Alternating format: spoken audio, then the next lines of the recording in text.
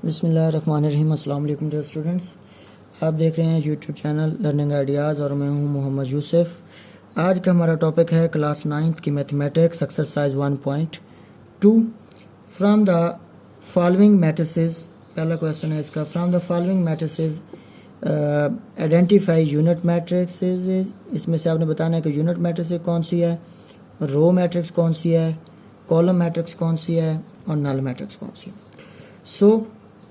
अब सबसे पहले तो ये है कि जब तक आपको इन सब मैट्रिसेस की डेफिनेशन नहीं मालूम होंगी तो आप इनको आइडेंटिफाई नहीं कर सकते। तो जो यूनिट मैट्रिक्स होती है ना जी, वो ऐसी मैट्रिक्स होती है जिसमें उसके जो डायगोनल एंट्रीज हैं, जैसे ये डी है, ये इसको डायगोनल एंट्रीज बोलते हैं। ये वाली, ये जो डायगोनल एंट्रीज हैं ये 1 1 होनी चाहिए और जो नॉन डायगोनल एंट्रीज हैं वो 0 होनी चाहिए। ठीक है जी। तो ऐसी मैट्रिक्स फिर यूनिट मैट्रिक्स होती है। तो ये जो फिर डी है ये क्या है जी, ये यूनिट मैट्रिक्स है। इसके बाद हमारे पास है रो मैट्रिक्स। रो मैट्रिक्स वो होती है a matrix it has only one row, ऐसी मैट्रिक्स जिसमें सिर्फ और सिर्फ एक रो हो। अगर हम यहाँ पे देखें तो जो बी मैट्रिक्स है इसमें कितनी रोज हैं जी, 1 है, तो ये आपके पास रो मैट्रिक्स है। ई जो है इसमें भी आप गौर करें तो देखें एक ही रो है, ठीक, तो ये भी आपके पास रो मैट्रिक्स है। इसके बाद हमारे पास है कॉलम मैट्रिक्स। अब कॉलम मैट्रिक्स वो मैट्रिक्स होती है ऐसी मैट्रिक्स जिसके अंदर सिर्फ और सिर्फ एक कॉलम हो, यानी इट हैज़ ओनली 1 कॉलम। ठीक, अब गौर करें तो यहाँ पे जो सी है इसमें सिर्फ एक कॉलम है, 1 कॉलम ओनली, तो ये आपके पास क्या बन गए जी, कॉलम मैट्रिक्स। एफ को भी ज़रा देखें तो ये भी क्या है, एक ही कॉलम है, तो ये भी आपके पास कॉलम मैट्रिक्स हो गई। ठीक है जी। इसके बाद नल मैट्रिक्स। नल मैट्रिक्स वो मैट्रिक्स होती है, इसे को ज़ीरो मैट्रिक्स भी बोलते हैं, ऐसी मैट्रिक्स जिसके सारी एंट्रीज 0 हों। अब आप गौर करें तो जो ए मैट्रिक्स है इसमें देखें 4 डिजिट्स यानी एंट्रीज दी गई हैं, चारों ही 0 है, तो ये आपके पास नल मैट्रिक्स है, नल मैट्रिक्स। ठीक है जी। इसके बाद है question number 2, from the following matrices identify. Square matrix कौन सी है, रेक्टेंगुलर कौन सी है, रो कौन सी है, कॉलम कौन सी है, आइडेंटिटी कौन सी है और नल कौन सी है। तो भाई सीधी सी बात है, स्क्वायर मैट्रिक्स क्या होती है। A square matrix if it has the number of rows is equal to the number of columns. ऐसी मैट्रिक्स जिसमें रोज और कॉलम्स की तादाद बराबर हो, number of rows and number of columns are equal, then the matrix is square. अब इसमें हम देखते हैं कि जैसे ये पॉइंट नंबर 4 है, इसमें देखें आप, इसमें गौर करें तो इसमें कितनी रोज हैं, 2 है, इसमें कितनी रोज हैं, 2 कॉलम्स कितने हैं, 2 हैं, तो इसका जो ऑर्डर आ गया वो 2/2 है।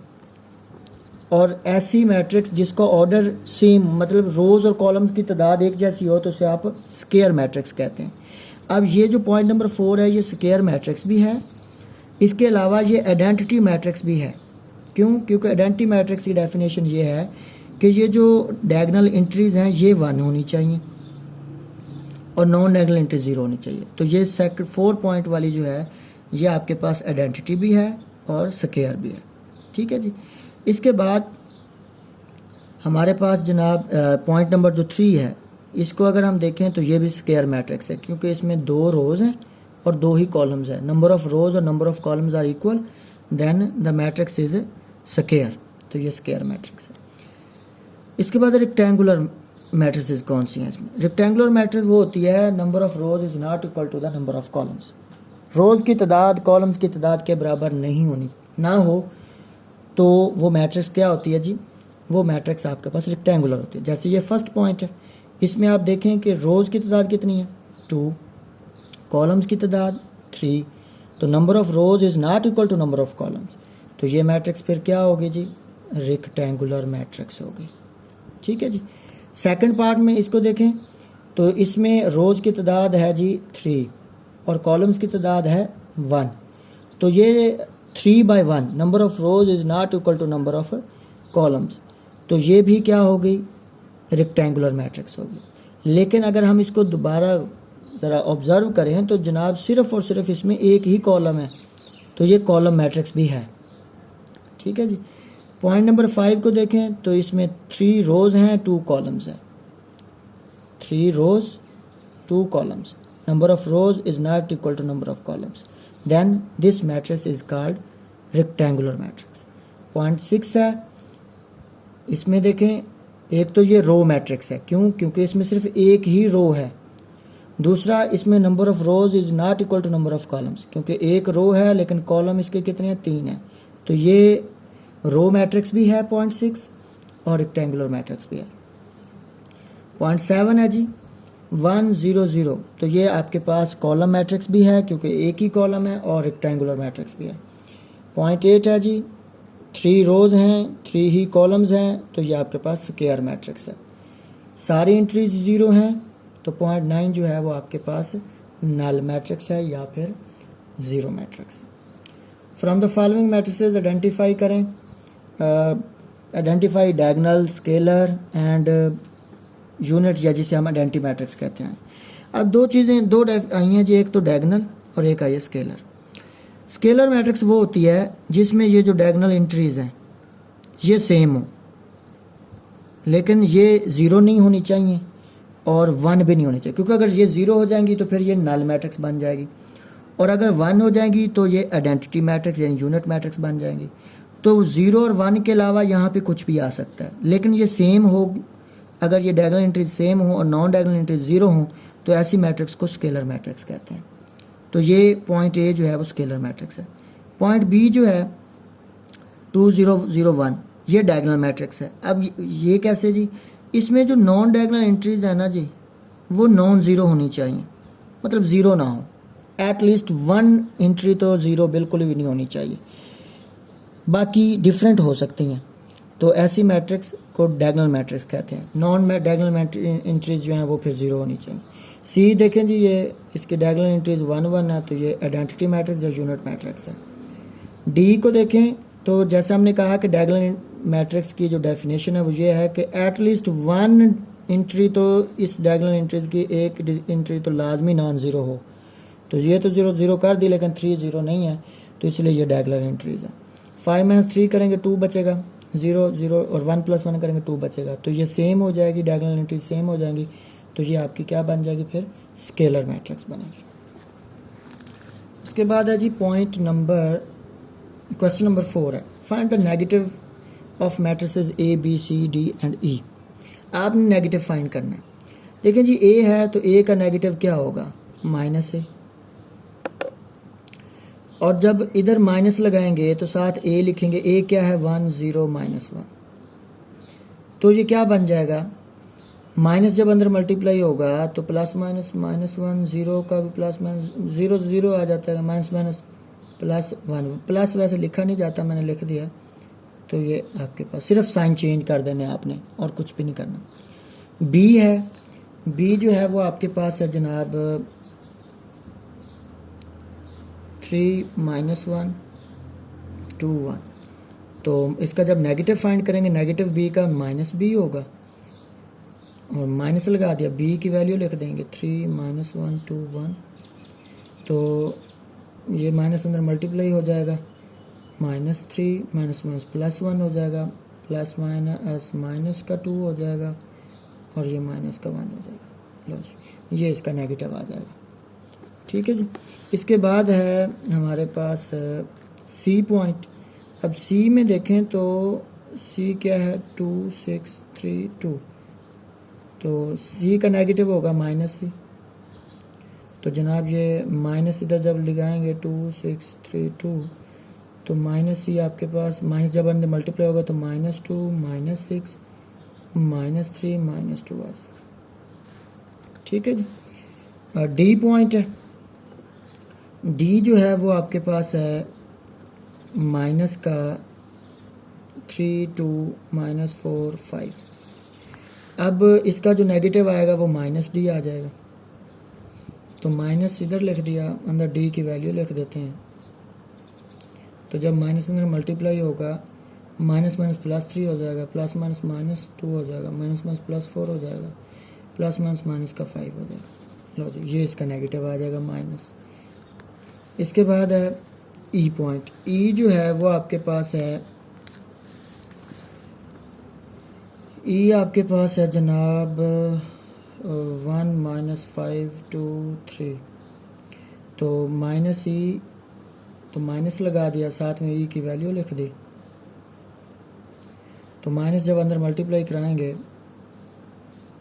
तो ये बनेगा -1 -+5 -2 -3, तो ये आपके पास इसका नेगेटिव आ जाए। इसके बाद है ट्रांसपोज।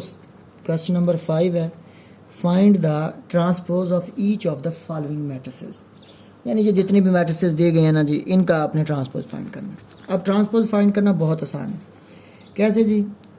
क्वेश्चन नंबर 5 का अगर हम ए पॉइंट देखते हैं तो 0 1 -2, इसका ट्रांसपोज ये है कि आपने ए के ऊपर ये छोटा स्मॉल टी लिख लेना है, ये ट्रांसपोज को रिप्रेजेंट करेगा। इक्वल ए की वैल्यू क्या है जी? 0 1 -2 वो लिख दी, और ये टी एज इट इज। अब ये टी ख़त्म का तब होगा जब आप इसका ट्रांसपोज लेंगे। अब ट्रांसपोज कैसे होता है कि आप इसकी रोज़ को कॉलम्स में इंटरचेंज कर दें या कॉलम्स को रोज़ में इंटरचेंज कर दें, दोनों में से कोई एक काम कर लें तो वो ट्रांसपोज करना। अभी ये देखें कि ये क्या है, ये कॉलम है, तो अगर इसको मैं रोज़ बना दूं, यानी 0 1 रो की फॉर्म में लिख दिया मैंने इसको, पहले कॉलम की फॉर्म में थी, अब इसको मैंने रो की फॉर्म में लिख दिया, तो ये इसका ट्रांसपोज आ गया। इतनी सी बात है। इसके बाद अगर हम इसका बी पार्ट है 5 1 -6, तो ये बी का ट्रांसपोज, इधर भी बी की वैल्यू लिख लेंगे, और ये अब ये क्या बन जाएगा जी? बी का ट्रांसपोज। पहले ये देखें रो की फॉर्म में है, आप इसको कॉलम की फॉर्म में लिख दें, तो ये आपके पास इसका ट्रांसपोज आ गया। ठीक है जी। इसके बाद हमारे पास सी पॉइंट है जी। सी पॉइंट में कह रहा है 1 2 2 -1 3 0। सी का हमने ट्रांसपोज लेना है, तो सी एज इट इज़ 1 2 2 -1 3 0, ऊपर ये ट्रांसपोज। अब जब ट्रांसपोज ख़त्म हो जाएगा, ये देखें ये रो है, इसको हम कॉलम के फॉर्म में लिख देते हैं। ये भी क्या है जी? रो है, इसको भी हम कॉलम के फॉर्म में लिख देते हैं, और ये 3 0 रो की फॉर्म में लिखा हुआ है, इसको भी कॉलम के फॉर्म में, तो ये इसका ट्रांसपोज आ गया। ठीक है जी। इस तरह से आपने इसका ट्रांसपोज ले लेना है। इसके बाद है क्वेश्चन नंबर 6, एक्सरसाइज 1.2 का क्वेश्चन नंबर 6 कहता है वेरीफाई करें जी।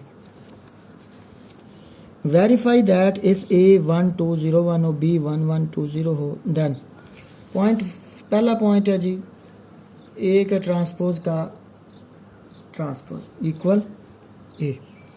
अब देखें कि हमारे पास ए क्या है, हमारे पास उसने जो ए दे रखा है ना जी, वो है 1 2 0 1।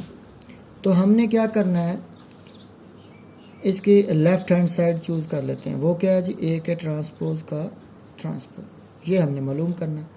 सबसे पहले तो हम ए का ट्रांसपोज लेते हैं। ए क्या है जी?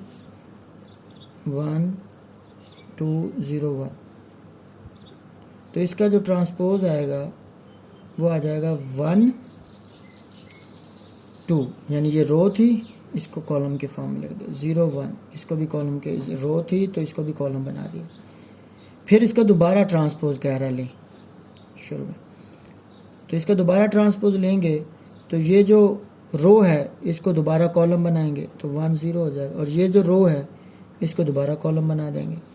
तो ए का ट्रांसपोज का जब हमने ट्रांसपोज लिया है, तो ये रकम किसके बराबर है जी? आप गौर करें तो 1 2 0 1 ए के बराबर है, तो यहाँ पे हमने ए लिख दिया। तो आप कह सकते हैं hints left hand side equal right hand side, prove हो गया जी।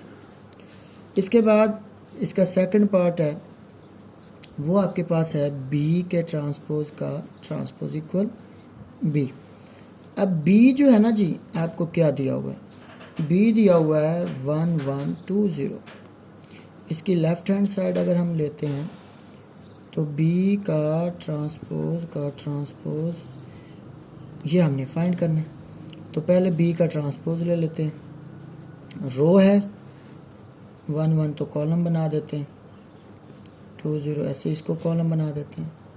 ठीक है, दोबारा इसका ट्रांसपोज लेते हैं तो दोबारा रो को कॉलम ना दे 1 2 1 0। तो देखें कि जो बी के ट्रांसपोज का आपने ट्रांसपोज लिया है वो बी के इक्वल है। तो आप कह सकते हैं hence left hand side equal right hand side. तो ये जनाब हमारे पास एक्सरसाइज 1.2 मुकम्मल हो गई जी। उम्मीद है कि आप लोगों को समझ आई होगी। थैंक यू जी, अल्लाह हाफ़िज़।